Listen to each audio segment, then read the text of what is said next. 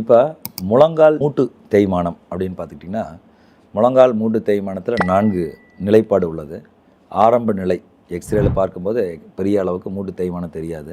இந்த எக்ஸ்ரேங்கிறது முக்கியமாக நான் சொல்கிறது முழுமையான எக்ஸ்ரே. முழுமையான எக்ஸ்ரேனா என்ன அப்படின்னா, எல்லா எக்ஸ்ரேவும் முழுமையானதான்னு கேட்டால் முழங்கால் வலியை பொறுத்தளவுக்கு இல்லை என்று தான் சொல்ல வேண்டும்.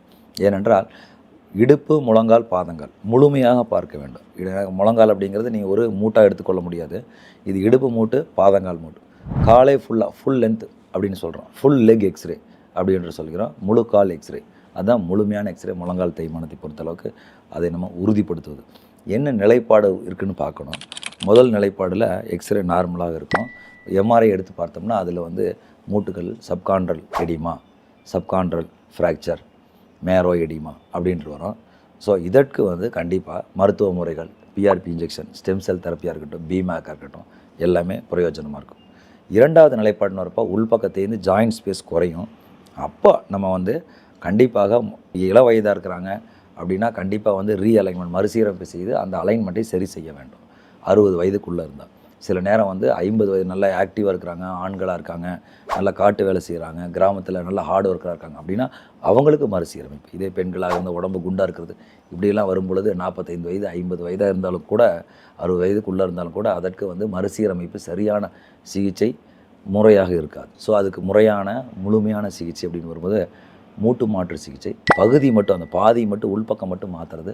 இதை வந்து ரோபோட்டிக் முறையில் செய்தால் சிறந்தது. ஏனென்றால் பார்ஷியல் நீ ரீப்ளேஸ்மெண்ட் பகுதி மூட்டு மாற்று சிகிச்சை பிழைகள் ஏற்படும் நிறைய. அந்த பிழைகளை தவிர்ப்பதற்காக கண்டிப்பாக ரோபோட்டிக் டெக்னாலஜி கண்டிப்பாக மிக்க அவசியமாகும்.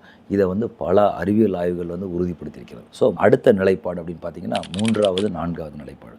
இது என்னவாக இருந்தாலும் 3வதாக இருந்தாலும் 4வது இருந்தாலும் முழுமையாக தேய்ந்து விடும்.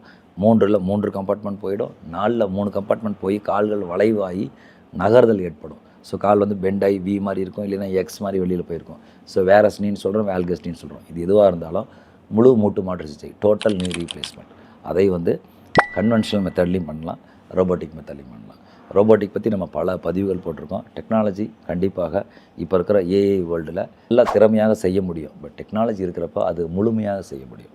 திறமை என்பது வேறு, முழுமை என்பது வேறு. திறமையை வந்து முழுமைப்படுத்துவது இது மாதிரி தொழில்நுட்பங்களாக இருக்கும்.